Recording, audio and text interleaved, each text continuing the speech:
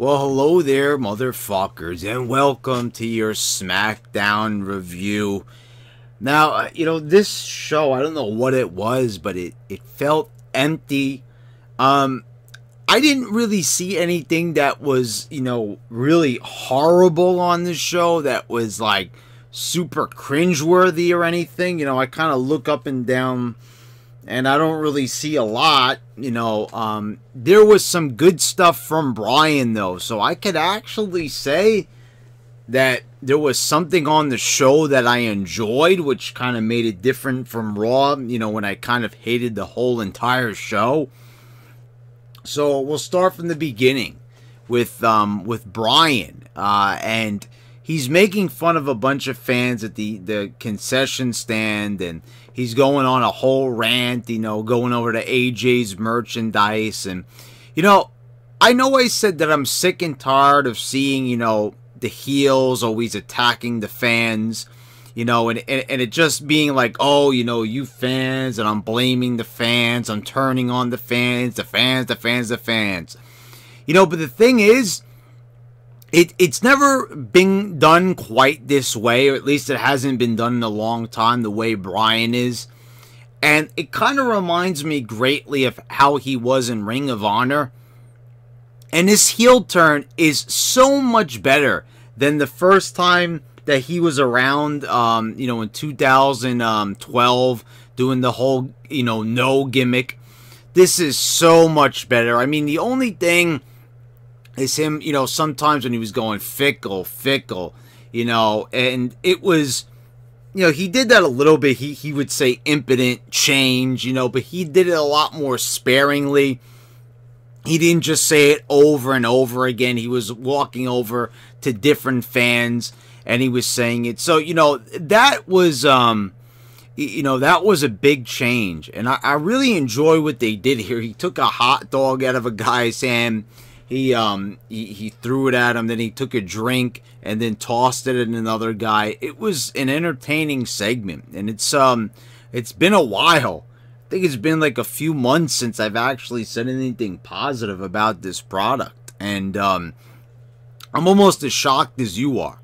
I think I'm almost as shocked as I think I've been for the past few months that I actually enjoyed something WWE. I was really taken aback by this. It looks to me like Bryan is really getting into the whole character, and I'm just happy to see that. I wasn't sure how this was at first. Like I said Bryan is giving a good effort, but the material is not quite, really up to par. But I have to say that, it's pretty funny. It's entertaining. Now I know with better writers, I can only imagine how much better these segments could be with some tweaked writing. But it seems to me like actually Bryan is kind of improvising a lot here. So I really enjoyed the segment. I can't believe I'm saying that, but it is Bryan. And this is what I don't understand, how people started to turn on Bryan when he won the title from AJ. Like, AJ was doing great things with the title, and I'm being sarcastic there. I don't think my tone came off as sarcastic enough when I'm trying to stress just how fucking boring the AJ title reign was. I thought that people would have been celebrating. But, they like to pretend like the reign was great, like it was a legendary reign, one of the greatest reigns of all time, when it was really one of the most unentertaining, uneventful reigns there ever was. So, Bryan came along, and now they're freshening up his character. So he comes out to the crowd, and that was pretty, unique. I haven't seen that in a long time. You can't say it's completely unique. But when you haven't seen something like that in years, it's definitely a welcome change, and I'll take it. Now, Truth blindsides him when he gets to ringside, and then they have a match, and we kind of just have a plain match here. Not really sure why they had, him beating up on Truth just to have, Bryan kind of just have a throwaway match with Truth. I thought maybe they were headed towards a push finally with Truth. He did the idiot gimmick for so many years. I thought maybe it was going to pay off. They were going to, throw Truth a bone, maybe give him a title shot. I mean, if you're going to give somebody like Mustafa Ali, the spotlight. Why not R-Truth? What I'm saying, someone who is way more deserving than the Mustafa Ali, but it doesn't look like they're gonna go that route. I'm not really surprised. Then AJ comes out, that starts attacking him, and all of a sudden it's like the big angry AJ, that old man McMahon, fired up just by poking him and gave him one little light slap, and all of a sudden he's an angry, uncontrollable animal. And the thing is, what is he so angry about towards Bryan? I mean, there really hasn't been a lot of tension during this feud, and it's like the spotlight has been taken off of Bryan and AJ because Bryan got involved in a little mini feud with Truth. He also got pinned by Mustafa Ali of all people. So, you're kind of just left like, what would I kind of forget? Like, what was the last thing that Bryan did to AJ that was heelish? If anything, to me, it seemed like AJ was being more heel on Bryan.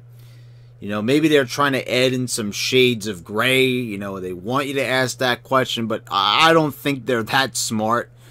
So I was kind of just left saying, like, well, what did Bryan do really to deserve to get, like, blindsided like that? Then you had Almas and Samoa Joe defeating Rey Mysterio and Mustafa Ali. So there's like no Jeff Hardy on this show at all. I don't understand that, but Mustafa Ali makes it onto the card. And I was surprised that Almas pinned Rey, and actually it was a pretty decent match from what I saw. It really wasn't that bad. Rey hit like this huge ass Canadian destroyer that like Petey Williams would have been proud of. Now, I was just dumbfounded that they had Almas pin Rey. And to me though, like, this kind of made Rey look bad. Because, okay, a lot of people are going to say, finally they gave Almas a win. And I said, I like Almas. I think he's got a great look to him. I think he's got a tremendous upside. He looks like, he definitely has a presence in the ring. I feel something with him when he's there, like he kind of belongs. But they've treated the guy like shit. He's one of those guys that they, like the 24 guys they brought up from NXT that they really, had a disappointing run, all thanks to the way they were booking and writing them into the show. So Almas is pinning Rey here after going on a whole losing streak. It's like, why would they just have Rey Mysterio just lose here?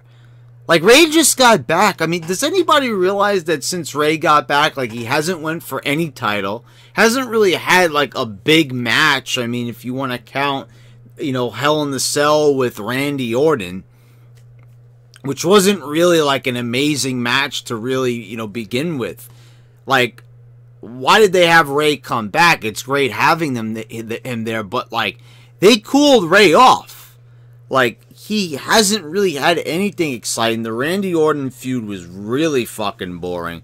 It was uneventful. They got into a whole chair war. It's like we would have expected better from a guy like Randy Orton. And Rey's proven that he can hold his own on the mic. I mean, he's been doing, mic work that's, serviceable since 2005. So, I don't get, why they don't give him a better position on the card. I mean, first of all, if you're going to go with the small guys nowadays, like Rey Mysterio, why is he not wrestling Daniel Bryan for the championship? It would be perfect. Why is Rey Mysterio not in the main events? I mean, when you have a roster this thin, how can you afford not to have Rey Mysterio in your main events? But anyway, I was really shocked. And to me, it just kind of made Rey look a little bit shitty to lose to Almas. And I hate to say that because I like Almas. But when you have the guy lose so much, it's like when he pins Rey, all I'm left saying is well, he got pinned by Almas, a guy who loses all the time. So, there you go with that. Then you had The Miz talking to Shane McMahon about, you know, just handing them a title shot. I'm like just not feeling this at all. Like, I feel like you've got two good characters here. You've got two good personalities in Shane McMahon and The Miz. And, like, with some better writing, and, you know, I'm sure that they give Miz liberties here, you know, because he does so well on the mic. But there's nothing funny. There's nothing engaging. There's nothing entertaining going on here. There's nothing funny. It's like it's supposed to be funny. It's supposed to be clever. But I'm not really feeling anything here. There's like it could be so much better coming from them. You know, you'd expect more, but you know, you're getting the bare minimum pretty much. Unless that's all that they're allowed to really deliver on, I guess. Rusev comes out to cut a promo on Naka Murphy. What did he mean when he said that the Helmsworth brothers? Was he talking about, or did he said Hemsworth? Is he talking about Chris Hemsworth? Like, every single time this guy comes out, like, okay, I might have lied. I said there was nothing cringeworthy, but at least it was nothing like knitting, you know, sweaters for babies from his beard, or what was the other stupid thing that he said? Oh yeah, about the cinnamon roll crap. Like, at least he didn't say anything, you know, like that would have come out of a kindergarten's mouth, like he did like a few weeks ago. So at least, you know, we didn't have that sort of cringe. But, you know, he did have to slide a little bit of cringiness in there, but it wasn't too bad. It's just I can't wait for this to be over. And what did I talk about on Raw about the big brawl, right? You know, Naka Murphy attacks Rusev, you know, with a crate in the back. And right away, Jamie Noble and Joey Mercury are on the case. They'll right away, they like save the day. They pull them apart. Can any wrestler have a segment like a backstage brawl without having like them pull them apart right away? Like, you know, what happened to back in the day when they just used to let these guys like brawl in the parking lot for several minutes? And then if you want to get like, and why is it like never security? It's always referees or agents. Like, don't they have anything better to do? They just kind of stand around and look out for fights backstage. It's like, they shouldn't even be called, you know, agents. All they're doing is like standing around, you know, just watching for fights. Like they're like a backstage brawl patrol. And it ruins the potential for what could be some good segments. You just have a bunch of guys just, you know, get out of here, get out. Like, it's just stupid. It's like they keep Jamie Noble and Joey Mercury around just so they could yell, get out of here, get this guy out of here, like every like 2 seconds during the show. The Bar defeated the Usos for like the 1,000th time. You know, sometimes I can't even remember, like, when was the last time they had a one-on-one match, but they had, like, 1,000, like, triple threats of, you know, the New Day, and, like, that was odd. The New Day wasn't anywhere on the show, which was bizarre. It's like they have a whole new, like, a New Year segment with them, and then they just completely disappear off the face of the planet. Like, you're gonna put them in the Royal Rumble, right? You're going to torture us by having them take up 3 precious spots. And then they're not even going to appear at all on the show. So, like, I'm not complaining, by the way. I'm just saying, like, you know, you want to make it so they're in the Rumble. It's like you're not going to even show anything with them. And, like, once again, it's like, with as little star power as they have, how would they not having Jeff Hardy on the show? Like, I'm saying, just like as I'm going through this show, and I'm like, you got time for another Bar Usos match, but you don't have time for Jeff Hardy. So The Miz comes out at the end. They had a little thing with Mandy Rose where she distracted, you know, Jimmy Uso, and she like said like, oh, did I forget my shorts in your hotel room? And it's like, why is she helping the Bar win? Is she with the Bar? No, she's just doing it to, like, so, you know, piss off Naomi. But, like, what's the point of coming out during his match? Like, you know what I'm saying? Like, why wasn't this, like, done backstage? It's like, so she helped the Bar, like, and, You know, what does she get out of this? I'm not getting it. It's like one thing maybe if like they showed the bar earlier in the night talking to them, but like, see, it's like that didn't even really make any sense. Like, oh, they'll say if you probably ask one of the writers, oh yeah, but we've been building this storyline with Mandy Rose and Naomi and Jimmy being caught up in the middle of it, but not even like explain the context of it. Like, it's just like, oh, here's a story, and that's what they do. It's like, just they'll put storylines into the show. I've noticed that they've been making that effort, but they're like lazily thrown together. Like, okay, here's a storyline. It's the same thing with like Rusev. Oh, Nakamurphy fell on top of Lana, and there's your story. It's like, just throwing out like random things, just like on Raw.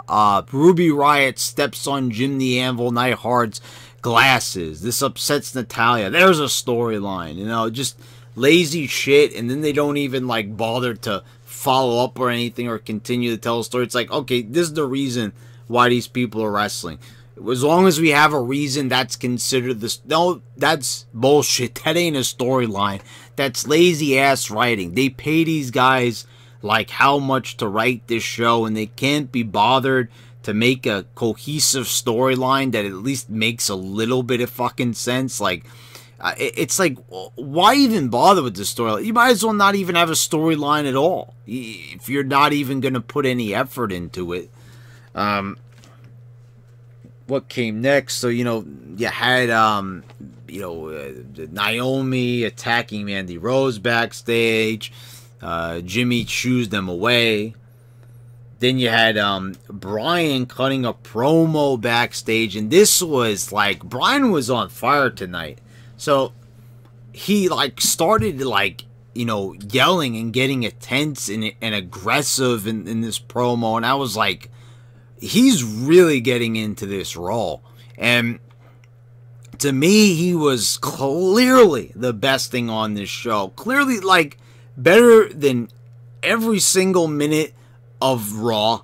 He was more entertaining than Elias, even way more entertaining than anyone was on that show, for that matter. And, he was a show stealer this week. Like, I actually could clearly say that there were some parts of this show that I enjoyed thanks to Bryan, thanks to them dedicating a little bit of time to him and his character development. I think the character is actually starting to gain some steam. You know what that means? That means that they gotta fuck it up, obviously, because it's going too well. Something like this in this current era shouldn't be allowed to exist. But I want to just like hope that I'm wrong about that, and maybe, just maybe, they might have just hit on something good. They might have finally hit on some magic. But I'm just saying, like, with all the Bryan haters and everybody that turned on him last year when he won the title, after he was, I said, he was probably one of the few indie darlings that I actually put over. There was only a few people that I agreed that I actually was a fan of, and I said who they were. I like AJ Styles. I don't like his current incarnation that he's doing right now. When he first got into WWE, he was doing pretty well. Like Daniel Bryan, obviously. CM Punk. I mean, does that even count, CM Punk? It's like, he had been in the WWE for so long. Could you really consider him an indie darling anymore? And, last but not least, I said I did like a fair amount of Austin Aries. And if you want to throw Neville in there, go right ahead. I said there's potential in Brian Kendrick. So for all the people that say that I just hate on anybody that smarks, like, that's a fucking lie. And I think almost all my subs, all my real fans know that I actually put over a great amount. I just named a whole bunch of, like, famous Ring of Honor wrestlers. And like I said, I used to be a big Ring of Honor fan. That's how I, first really started to like Daniel Bryan during his Bryan Danielson days. I put over the fact of how great of a heel he was back in the day. You know, like the heel run he had, like in what was it, roughly like 2007, 2008, was simply like a brilliant heel run.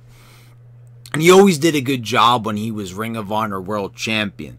And that's exactly what he's doing now. Except, you know, now he's more seasoned. He's been on the big stage. He now knows how to perform in front of a big audience. And right now, to me, he's standing out as probably one of the most well-acted, well-presented wrestlers. And they're not really doing anything in terms of his presentation.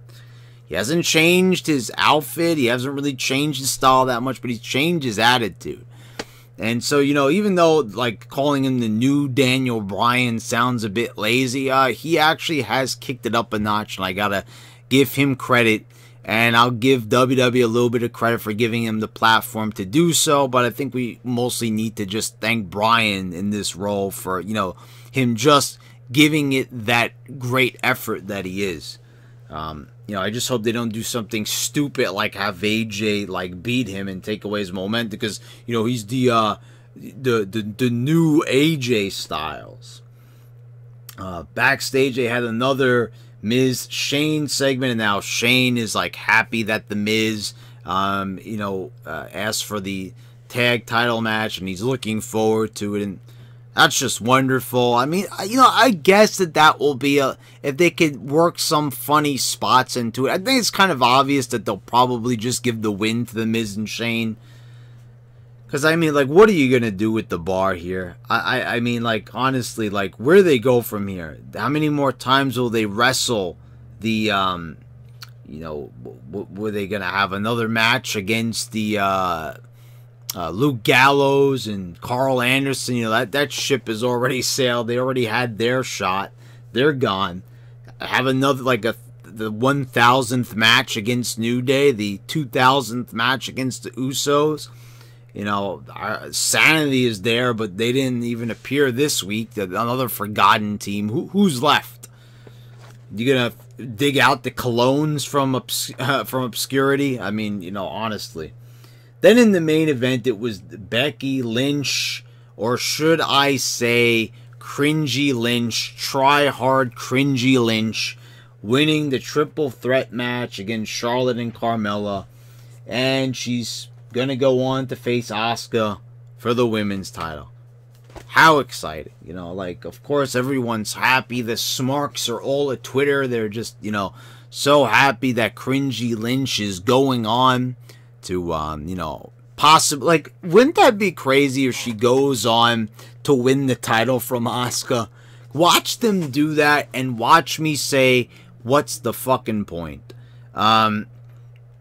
I'm going to have to guess there's probably going to be some interference with Ronda Rousey of some sort. You know, I hope they make it interesting a little bit. They're going to have to follow up on it, because, I mean, you know, they should have, like, followed up on, you know, this on Raw, but I guess they're waiting until they have their next joint pay-per-view, so here's their opportunity. You know, I don't know what Charlotte's plans are for this pay-per-view. She might not be doing anything. Oh, well, I guess the Women's Royal Rumble, so they're probably going to throw her ass in there, and, you know, and it's funny, it's like, you know, from 2018 to 2019, they knew like the new Royal Rumble was going to, you know, be coming up. So you think that maybe they would have, like, you know, increased their women's roster. We have like the same women that, like, who's really been introduced that's like new that wasn't there last year. Like Zelina Vega and I don't know who else, but, you know, I guess that leaves more spots open for the newer NXT girls. And, of course, they're probably going to put some legends in there as well. Kind of like they did the previous year. I mean, I don't think that the Rumble will be as exciting without legends in there. So, you know, they better keep at least, you know, like 8, 9, or 10 slots open. You know, that was like number last year, you know, for how many of these entries they had in. So, you know, they better keep them open, because it actually ended up being way more exciting than the men's Royal Rumble. If you remember my review, I started bashing it early, And then I said, I turned right around, I was honest in my review, and I said that I actually really enjoyed it, and I thought it was better than the men's pay-per-view. So, you know, there you go. Cringy Lynch is going on, and, you know, she's going to be try-harding. And I know I said this is the funny thing about the Royal Rumble. I actually said in my Raw review, if you caught me, I said, like, is the Royal Rumble, is it next Sunday? Is it this Sunday, or is it going to be next Sunday? It turns out that shit is 3 weeks away. That's like how like out of it and how much I don't care about this Royal Rumble. It's like I can't even keep track of when it is because the build is so bad. I mean, you know, like do we really need to go watch the Raw review? I don't really feel like repeating myself about, you know, Strowman and Lesnar and all this build and just how bad it is. You know, you watch SmackDown and you see like they did do a fair amount. There was actually better build on SmackDown when you think of it. You know, Bryan, you know, kind of. It's funny. It's like Bryan did such a good job with his promo, and it was more of him doing a monologue. If you noticed. Instead of talking to AJ, and some people might classify that as a bad promo, and I was kind of sitting there and just kind of saying like, well, he's not really talking to AJ, really, he's not there, so it's more like a monologue, but it was just so damn entertaining. I mean, maybe it doesn't really relate to the build. I kind of gave it a pass. So there you go, guys. I mean, if anything else, if, you know, this whole show is nothing, but I would suggest that, you know, for those who are interested, who are Bryan fans, you know, you might want to go check out the work he did tonight. I would recommend that if you like Bryan. If you hate Bryan, then you're obviously not going to watch it, but I would say check that out. I think you'll be pleasantly surprised at the work he put in on this show. So guys, there's your SmackDown review. If you enjoyed it, you can hit a thumbs up. If you didn't and you hated it and you want to tell me some mean things, hit the thumbs down and tell me why in the comments below. I'd love to know. And you could subscribe if you haven't already. Start off 2019 right. Click the bell so you get all the notifications when I post all my new videos. Check out some of the other content I have posted here. And thank you for watching, guys. This has been your YWC champ. And I'm signing out.